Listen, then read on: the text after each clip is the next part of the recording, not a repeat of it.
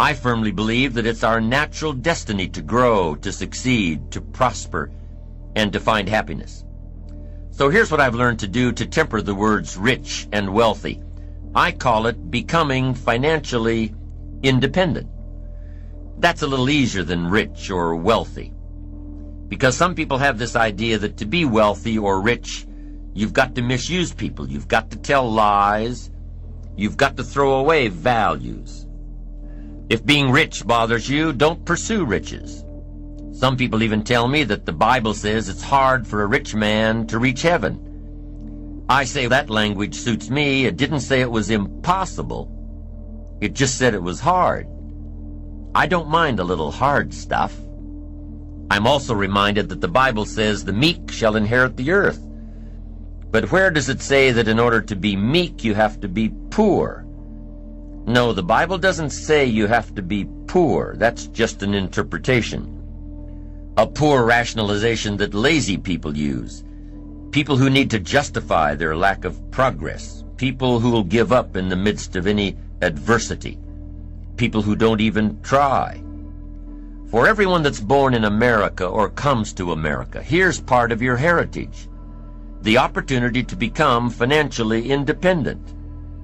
In a nation that's full of hope and promise, it's our heritage and our right, and within our reach, to realize all the best that exists, including personal wealth.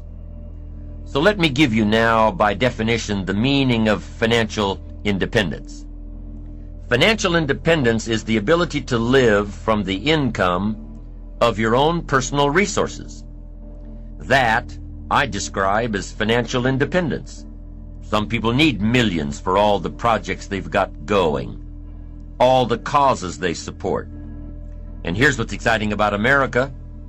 What if you decided you had to be rich? To do all the things you wanted to do, go all the places, support all the projects? What if you had to be rich? Are there books on the subject? Yes, of course. There's plenty of information on how to be rich. But if you don't have to be rich, you probably won't read the books. What drives you to go get the books is if you have to have the money. Wow, it's freedom of the most exciting kind, financial independence. Now, to get there, I assume that you've got this money thing settled, that it's okay to be rich and wealthy. It depends on how you earn it, of course. Success at the service of others, not at the expense of others. Wealth by rendering wealthy amounts of service. Everybody has got to weigh this for themselves. I understand that. But let's say that you'd like to go for becoming financially independent. Here's number one. It's a matter first of philosophy. Rich people invest their money and spend what's left. The difference in your economic future is going to be not the economy. The difference in your economic future is going to be your philosophy. Now, I had one lady chastise me severely. She said, "Mr. Rohn, you can't promise young people that they can become rich and wealthy, financially independent. It's just not in the cards these days. It takes everything a person makes just to keep their head above water and the wolf away from the door." I said, "No, that's not true." She said, "It is true. You can't hold out hope to all people who listen to you telling them they can become financially independent, especially to children. They'll be sadly disillusioned. The difference is not your paycheck. The difference is your philosophy." So now let me teach you some of the best philosophy I know. What to do with a dollar. Here's what I suggest that kids do with a dollar. I've got them all persuaded that it's okay to become rich and powerful, financially independent. And if you've got a dollar, I tell my kids, here's what you do with it. To begin with, never spend more than 70 cents. And here's a good plan for the remaining 30 cents. I suggest you take 10 cents out of every dollar and give it to charity. Here's why. Nothing teaches kids character better than generosity. It helps you teach so many things. Generosity, supporting worthy projects, taking a piece of what you've been blessed with and turning it back, to help people who can't help themselves, worthy projects, charity. And the time to start is when the amounts are small. I'm telling you that if a kid understands this, he'll give you a dime out of every dollar. Once they understand, and it's easy to give a dime out of a dollar. It's a little tougher to give 100,000 out of a million. Somebody says, oh, if I had $1 million, I'd give 100,000. I'm not so sure. That's a lot of money. We'd better start you early so you'll be ready when the big stuff comes. So 10 cents for charity. Here's the next 10 cents. 10 cents for active capital. Active capital. Active capital to try to make a profit. We live in a capitalistic society where the money belongs in the hands of the people, not in the hands of the government. So you should turn part of your wages into capital and turn capital into a profit-making enterprise. It can be a piece of property, it can be anything. Buy, sell. It doesn't matter what it is. Try to show a profit. And this is where I teach kids how to have 2 bicycles, one to ride and one to rent. Active capital fund. Because here's what I teach. Kids will be happy to learn this. Profits are better than wages. Kids need to know that. The benefits of living in a capitalistic society. Kids can start a Kool-Aid stand before they can get a job. Kids can clean out their rooms, have a garage sale to earn some profit. It doesn't take a kid long to figure out that profits are better than wages, better than allowances. And that's what America is all about, a profit. And here's what's exciting about making a profit. You can make a profit long before you can legitimately earn a wage. There are no limits. Your profits can sometimes accelerate much faster than your wages. Teach your kids early. Profits are better than wages. Wages make you a living. Profits make you a fortune. And we should all try our hand at making a profit since we live in a capitalistic society. How long will it take to triple your wages currently? A while. But profits, there's no limit. My gosh, once I understood this, I went bonkers. Profits. The whole world benefits if we all leave more profit. Leave a profit. Make a profit. I talked to a man who rents a lot of apartments. He said, Mr. Rohn, you wouldn't believe it. Most people, when they leave the apartment, it's trashed. I said, you've got to be kidding. He said, no. What a reputation. Everything you touch turns to trash, gets dirty. Got to turn that around. One of the best ways to train yourself is to leave a profit. A friend of mine has made money on every car he's bought. Why? Because when he traded it in or sold it, it was always better than he found it. The key for parents is to touch a life and leave it better than you found it. Touch a business and leave it better than you found it.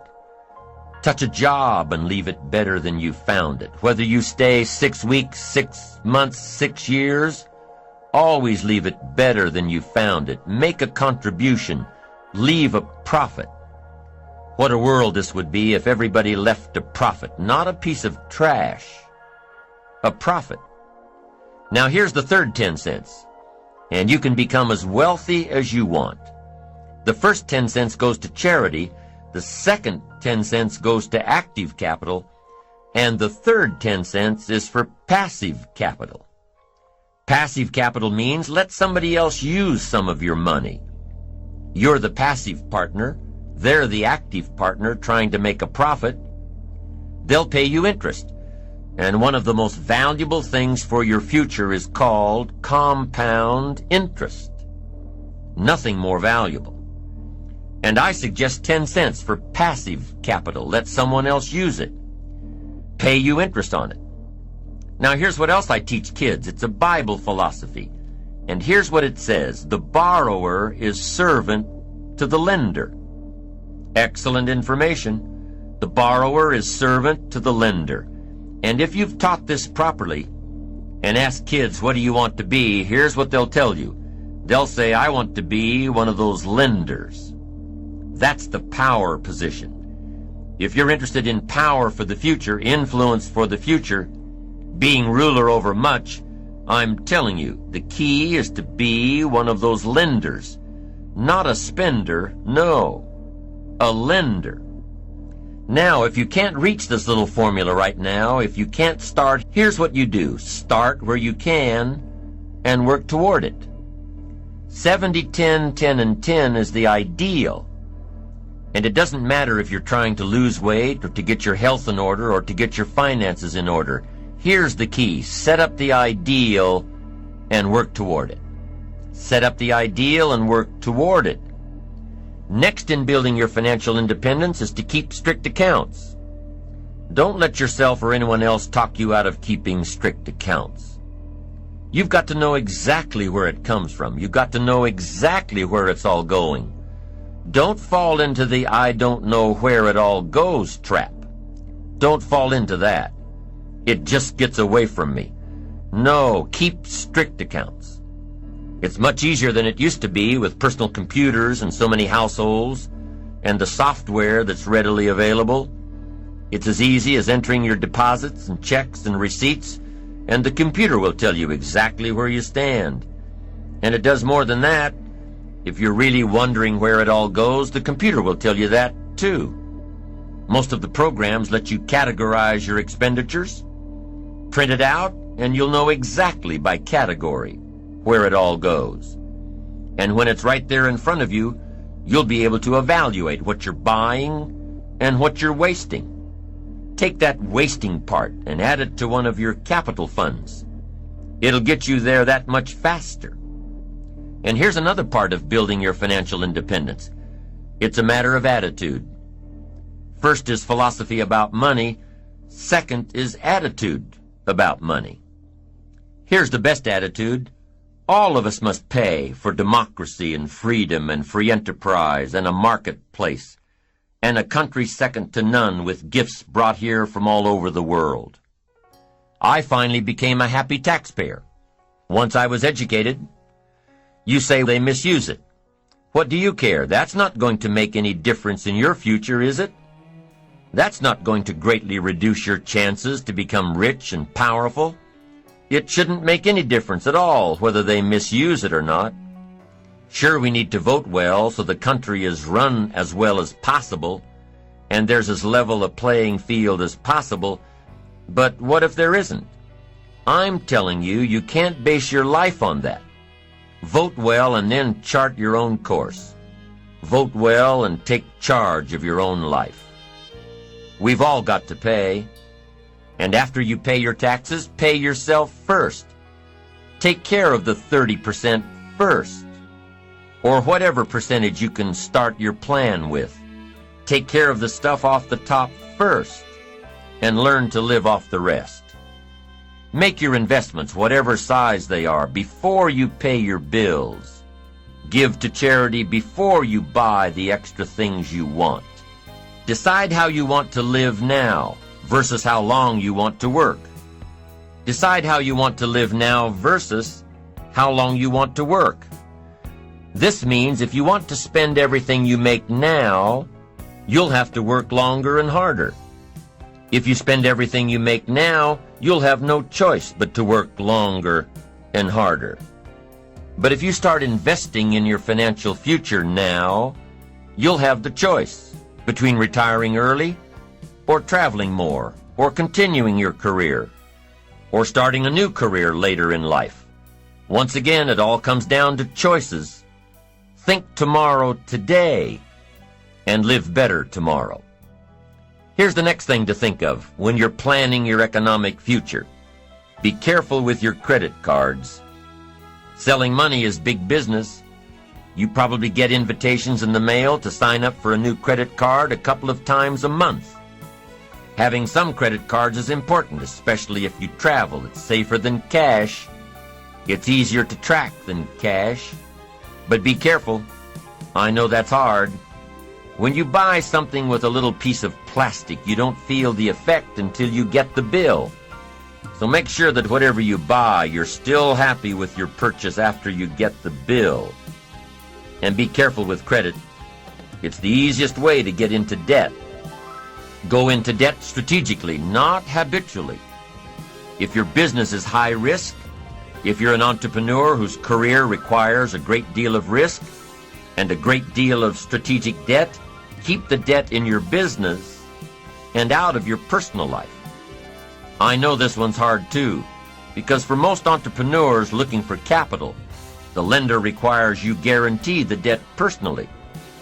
So plan your debt just as you plan your fortune.